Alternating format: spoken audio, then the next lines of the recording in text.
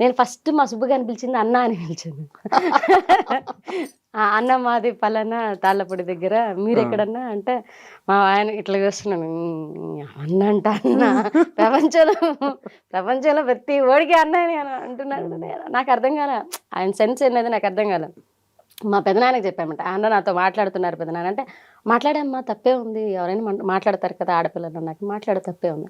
సరే మాట్లాడదాం అంటే నేను 2, 3 టైమ్స్ అన్న అన్న అన్న అంటే చల్ దెబ్బే ఊరికి అన్న సాగు కొడుతున్నావు అని అన్నాడు.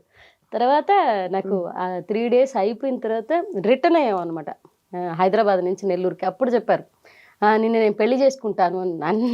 మా అక్కకి పెళ్లి కాలే అప్పటికి.